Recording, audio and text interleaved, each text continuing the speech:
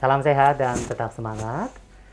Berjumpa kembali dengan saya Hartono, tentu saja dalam acara Ngobras, ngobrol bareng santai bersama Rumah Sakit Jogja. Masyarakat Jogja dan sekitarnya, khususnya para pengguna layanan Rumah Sakit Jogja, kita masih akan memberikan informasi-informasi seputar kesehatan. Tentunya akan sangat bermanfaat bagi masyarakat Jogja dan sekitarnya. Hari ini, saya ditemani oleh salah satu dokter spesialis saraf di Rumah Sakit Jogja, akan memberikan informasi seputar stroke. Ini berkenaan dengan peringatan Hari Stroke setiap tanggal 29 Oktober yang sudah dicanangkan sejak tahun 2006. Kenapa Hari Stroke dicanangkan setiap tanggal 29 Oktober? Karena saat ini stroke sudah menyumbangkan begitu banyak angka kematian sehingga saat ini stroke menduduki peringkat kedua untuk angka kematian setelah penyakit jantung. Untuk itu, masyarakat Jogja dan sekitarnya, khususnya para pengguna layanan Rumah Sakit Jogja, mari kita ikuti obrolan dengan salah satu dokter. Beliau adalah Dr. Resita Ali Syahbana, MSc SPS atau spesialis saraf. Selamat pagi, Dr. Resita. Selamat pagi. Tetap sehat ya, dokter? Tetap sehat dan ya. Semangat. Dan semangat tentunya untuk membantu masyarakat Jogja tetap dengan kondisi sehatnya. Ya. Nah, kalau Dr. Resita ini bidang keilmuannya adalah di saraf ya. Baik dokter, kita akan mengobrolkan tentang stroke karena banyak sekali pemahaman masyarakat yang sampai dengan saat ini mungkin belum bisa detail mengetahui stroke itu apa, kemudian stroke itu ada berapa macam, kemudian bagaimana menangani stroke atau mengenali gejala stroke sejak dini. Gitu dokter? Ya, baik. Ya. Ini untuk memperkuat pemahaman masyarakat tentang stroke. Nah, sebenarnya stroke dalam bahasa awam atau dalam pemahaman masyarakat awam itu apa, dokter? Oh ya, makasih. Stroke itu merupakan suatu kumpulan gejala, ya. Jadi dia bisa bermacam-macam. Kumpulan gejala itu yang menyebabkan defisit neurologis atau kelainan di saraf, yang sifatnya mendadak. Stroke kan sifatnya mendadak ya. Serangan begitu ya. Jadi itu bisa terjadi pada saat kita berbicara, kita beraktivitas dan bangun tidur gitu ya. Bangun tidur ya, segala macam. Jadi sifatnya mendadak gitu, mendadak itu. Jadi yang mengenai pembuluh darah dan menyebabkan gangguan pada aliran perfusi di otak terganggu.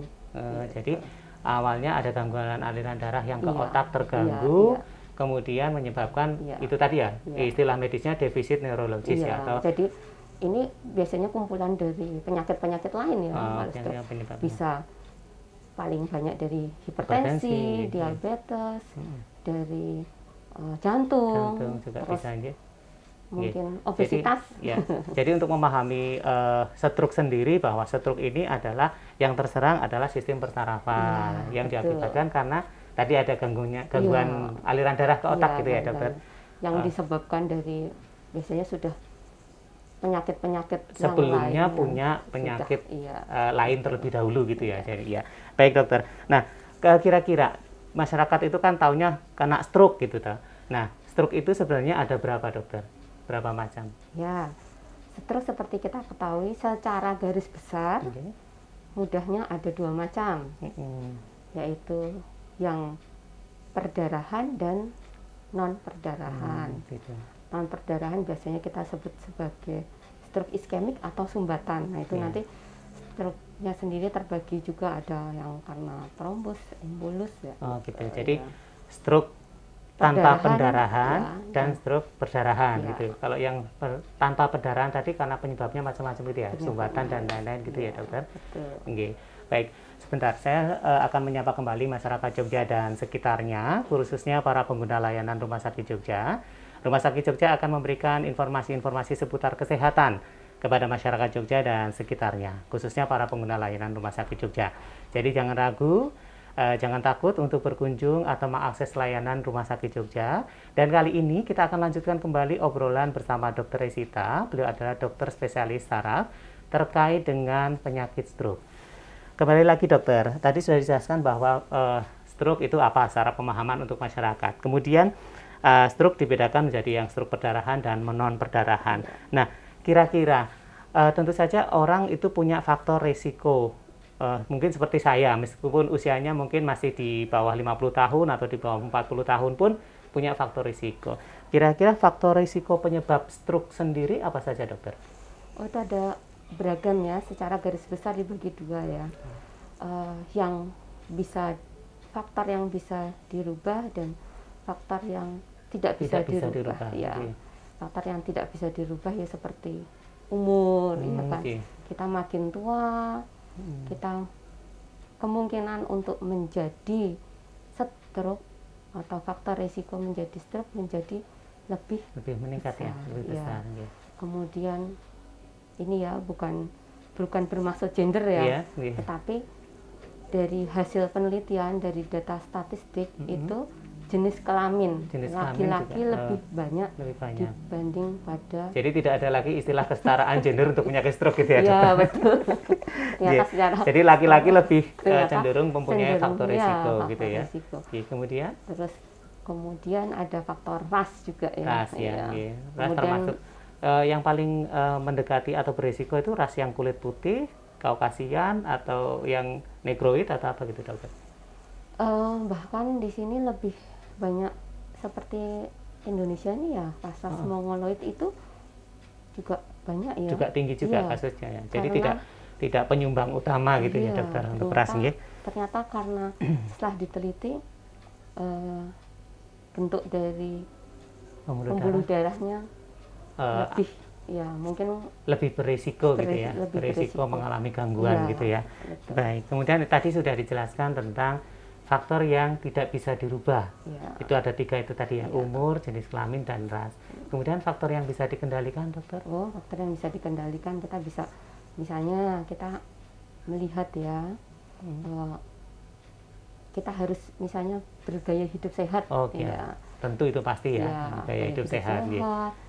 Kita hindari merokok, minum minuman keras, terus misalnya kita lebih banyak olahraga, aktivitas fisik gitu ya. Iya, nah kan pada saat ini kan kita hidup zaman sekarang apa-apa online ya. Online ya.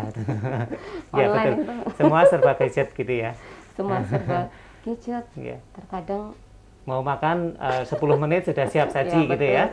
Tidak harus kemana-mana, tidak harus aktivitas memasak gitu ya. Itu juga kan bisa jadi setelah diteliti, oh ternyata ketika era segala sesuatunya digital dari rumah, bisa jadi ya, ini belum ada penelitian, mungkin bisa jadi. Tetapi kedepannya gitu mungkin bisa meningkatkan faktor risiko gitu ya. Meningkatkan faktor risiko. Gitu. Terus apa ya? Relax ya, kita harus lebih relax. Kalau stres tinggi juga kan berarti juga pengendalian stres gitu ya, dokter. Betul. Era sekarang ini juga kan manusia dengan berbagai persoalannya terlebih pada kemarin masa pandemi yang begitu luar biasa ya, itu akan menimbulkan dampak stres yang berkepanjangan juga untuk masyarakat Jogja dan sekitarnya. Baik, terima kasih dokter. Kita sapa kembali masyarakat Jogja dan sekitarnya, khususnya para pengguna layanan Rumah Sakit Jogja, bahwasanya saat ini pandemi itu belum berakhir. Meskipun secara statistik dari data mungkin untuk angka kasus jauh sekali menurun, tetapi artinya itu belum benar-benar hilang, sehingga jangan lupa tetap menerapkan protokol kesehatan dimanapun, karena kesehatan kita adalah yang paling utama. Baik, kembali ke Dokter Resita. Tadi sudah dijelaskan tentang faktor risiko, ada yang bisa dirubah, kemudian ada yang tidak bisa dirubah. Nah, seandainya nih masyarakat, biar masyarakat juga paham bahwa tiba-tiba kalau menemui saudaranya, keluarganya, tetangganya, atau koleganya yang mengalami serangan stroke, sebenarnya tanda dan gejala yang bisa dikenali oleh masyarakat bahwa itu merupakan serangan stroke itu seperti apa, dokter? Oh ya, sebenarnya cukup mudah ya.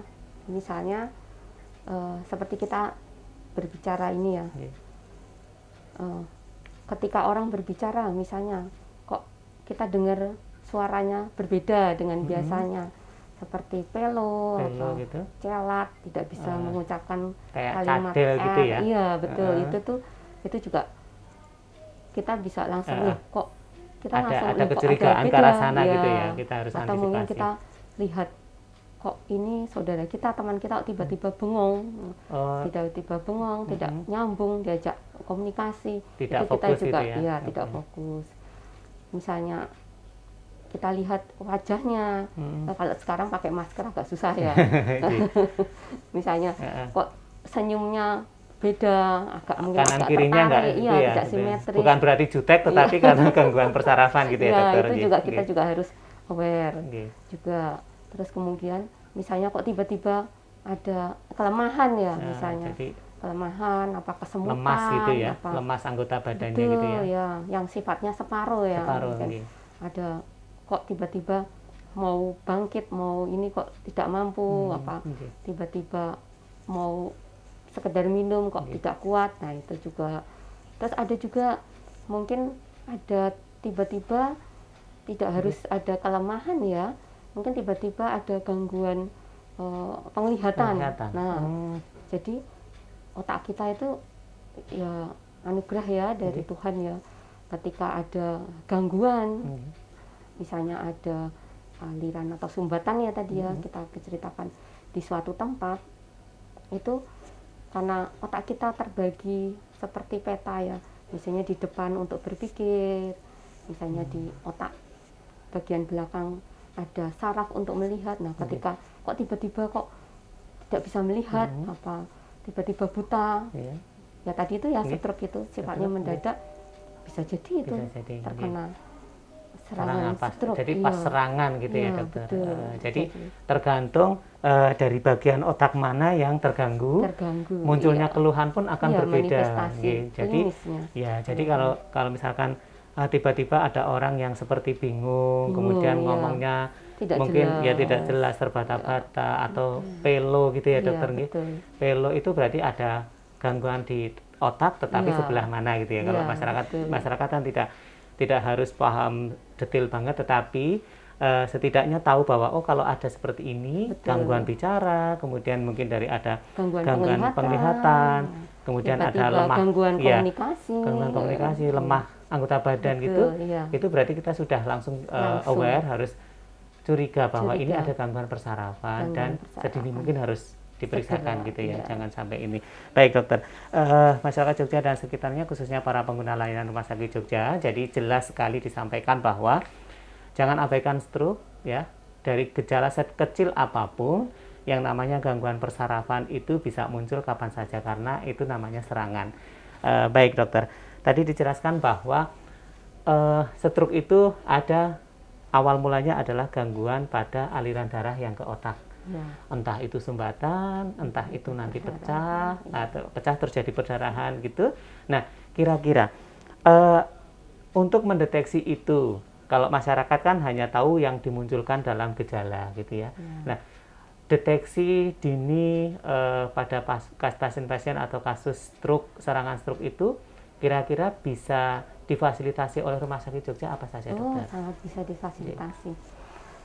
Rumah Sakit Jogja kita punya dokter-dokter yang mampu menjaga di garda depan, dokter-dokter di UGD kita 24 jam dengan fasilitas CT scan, ya.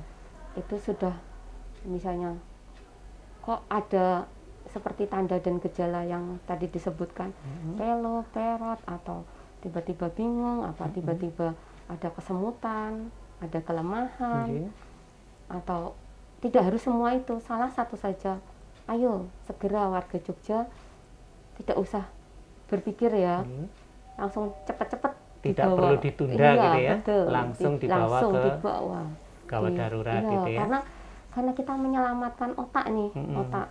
Begitu kita menyelamatkan secepat mungkin, bahkan kalau bisa kurang dari 3 jam, itu mudah-mudahan kedepannya kecacatannya tidak kita temukan ya, misalnya bisa semakin cepat, istilahnya kita bilangnya apa, golden period, golden period ya, waktu keemasan waktu gitu ya. keemasan ya, kurang dari 3 jam. Iya. 3 jam dari gejala muncul gitu ya, Dok ya. Iya, Dari mulai langsung. gejala muncul silahkan Iya. dibawa ke. Ya, kalau untuk memang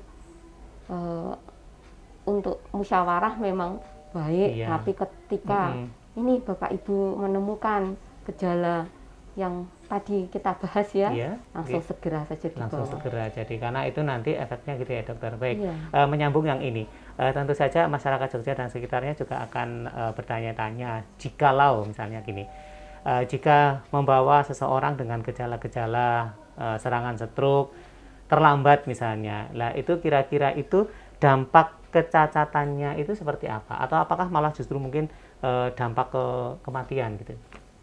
Ya, memang tadi sudah disebutkan bahwa waktu keemasannya kan 3 jam 3 ya. jam, ya. Kalau bisa ya kurang dari 3 jam, tidak boleh lebih dari 7 hari. Oh, 7 hari. Ya, karena kalau sudah melewati 7 hari ya Istilahnya ya, sudah iya, merembet ya, merembet masih kemana-mana, tidak bisa langsung ditanganin. Faktor budaya juga ya. Nggih. Kadang-kadang kalau ada anggota keluarga yang sakit, ini ada yang kakung yang sakit, nanti nunggu anaknya yang dari Jakarta harus datang, berembuk dulu, bermusyawarah dulu, hanya untuk sekedar membawa ke rumah iya. sakit gitu ya, Dan. Padahal rumah sakit kita, UGD kita siap 24 jam. Ya. Bila Secepat- kasus-kasus emergensi seperti ini tidak perlu ada rujukan. Ya. Dari- Bagi masyarakat Jogja yang Iya. menggunakan jaminan kesehatan Iya, gitu ya, betul. Dokter. Nggih. Karena kalau untuk kasus-kasus Darurat, emergensi, darurat segera dibawa. segera dibawa. Nanti- Tidak perlu Iya, berpikir betul. panjang Tidak dengan perlu biaya berpikir dan lain-lain gitu ya, panjang. Dokter. Iya. Tapi memang harus dipastikan dulu ya, memang Iya. keluhan itu memang arahnya ke sana gitu ya. Betul. Baik. Baik, jadi masyarakat Jogja dan sekitarnya khususnya para pengguna layanan Rumah Sakit Jogja. Rumah Sakit Jogja saat ini sudah cukup dilengkapi dengan fasilitas penunjang diagnostik.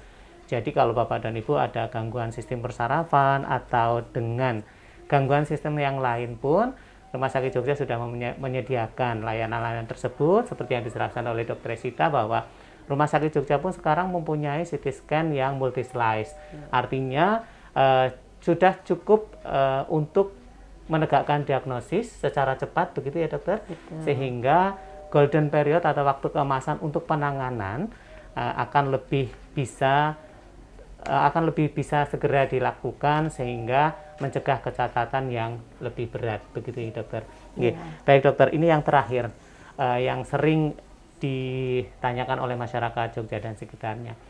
Apakah stroke itu bisa total sembuh atau sembuh tetapi dengan meninggalkan gejala sisa atau apa ya namanya ya? Misalkan Sequel. ada ya sequel Ya, gitu ya. sequel, Nggih. Gimana, Dokter, monggo? Ya. Untuk ya itu tadi, kalau untuk sembuh bisa. Bisa. Jadi kita semakin cepat, jadi kita berpacu ya dengan waktu, Dengan waktu ya. nggih. Jadi kalau dikatakan di istilah di stroke ini time is brain, kita menyelamatkan Otak kita otak ya. kita. Nggih. Jadi apabila terjadi gangguan di otak, kita berusaha menyelamatkan bagian otak yang sehat itu. Nggih. Jadi ketika kita berhasil menyelamatkan, bahkan untuk kesembuhan Nggih. bisa. Bisa ya. Iya. Nggih. Dan tentu saja harus misal pun ada Faktor-faktor, gejala iya, faktor-faktor resiko. Jadi kita kendalikan. Mm.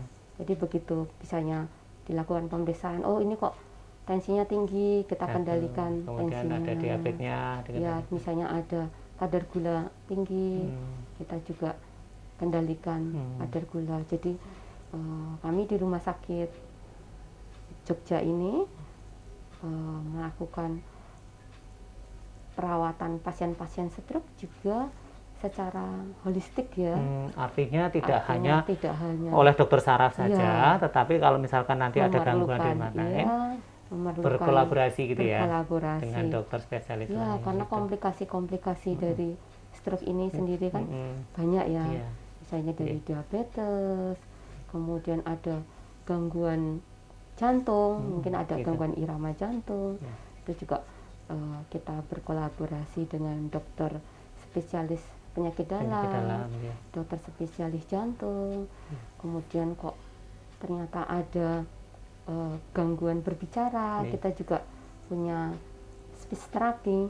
Iya, betul. Ya. Berarti bisa ya. Jadi misalkan ada gangguan Lintas, bicara, setelah perawatan, kemudian Ya. juga akan diimbangi dengan misalkan mau dilatih terapi bicaranya, kita ada gitu ya dokter. Iya, untuk misalnya ada kelainan motorik, ada kelemahan, Iya. kita juga ada Ada fisioterapis. fisioterapis gitu ya. Jadi Iya, komprehensif ya, perawatan komprehensif. komprehensif di rumah Jangan sakit lupa juga. juga misalnya faktor resikonya diabetes, obesitas itu nanti juga ada ahli gizi. Oh iya, konsultasi gizi gitu. Betul. Kemudian juga misalkan ada penderita stroke, kemudian jadi malah stresnya meningkat pun kita ada psikolog, Iya, dokter. ada konsultasi Ada begitu ya dokter. dokter. Jadi Iya. perawatan di Rumah Sakit Jogja sudah cukup mendekati lengkap. holistik ya, Iya, komprehensif, iya, sehingga betul. masyarakat Jogja dan sekitarnya Tidak tidak usah perlu khawatir. ragu, tidak khawatir bahwa Rumah Sakit Jogja itu tidak bisa melayani Iya. banyak hal. Ternyata sekarang dengan perkembangan zaman, Rumah Sakit Jogja sudah cukup banyak menyediakan perawatan dan ya fasilitas iya. untuk masyarakat Jogja. Baik, terima kasih dokter. Untuk yang terakhir mungkin bisa disampaikan pesan-pesan bagi masyarakat Jogja yang mungkin saat ini sedang menderita stroke atau pasca stroke agar bisa mempertahankan kualitas hidupnya pasca stroke. Monggo dokter. Ya, buat masyarakat Jogja pada khususnya daerah kota, mari apabila panjenengan sekalian merasakan ada gejala-gejala yang tadi disebutkan, segera tindak ke Rumah Sakit Jogja. Kami mempunyai tim dokter mulai dari garda depan dengan tim dokter yang lain, dan ada juga faktor-faktor penunjang ya, pemeriksaan penunjang, laboratorium kami juga lengkap, radiologi kami juga lengkap, dan fisioterapi rehabilitasi kami juga lengkap. Jadi kami cukup mampu untuk menangani pasien-pasien stroke gitu yang terdiagnosa atau terdeteksi dengan stroke. Baik, terima kasih Dokter Resita atas waktunya. Sudah cukup banyak ilmu atau informasi kesehatan yang disampaikan kepada masyarakat Jogja dan sekitarnya, dan tentu saja ini akan sangat bermanfaat. Sekali lagi terima kasih atas waktunya. Kita mungkin akan berbincang kembali tentang gangguan persarafan di lain waktu, dokter. Baik, saya kembali ke masyarakat Jogja dan sekitarnya, khususnya para pengguna layanan Rumah Sakit Jogja. Obrolan kita pada pagi hari ini terkait dengan stroke sudah cukup sebagai bekal kita, pengetahuan kita untuk bagaimana jika kita menghadapi ada serangan stroke di sekitar kita, bagaimana kita harus segera bertindak, bagaimana kita harus segera mengupayakan penanganan sedini mungkin sehingga faktor-faktor kecacatan pasca stroke bisa dikendalikan seminimal mungkin, sehingga kualitas hidup pasien atau penderita stroke bisa tetap meningkat. Masyarakat Jogja dan sekitarnya, khususnya para pengguna layanan Rumah Sakit Jogja, jangan lupa kami pesan kepada masyarakat bahwa saat ini pandemi belum berakhir, benar-benar berakhir, sehingga tetap dengan protokol kesehatan, menggunakan masker, mencuci tangan dengan sabun, menjaga jarak dan batasi mobilitas, dan tentu saja tetap pertahankan pola hidup bersih dan gaya hidup yang sehat. Saya Soehartono pamit undur diri, kita ketemu di lain kesempatan. Salam sehat dan tetap semangat.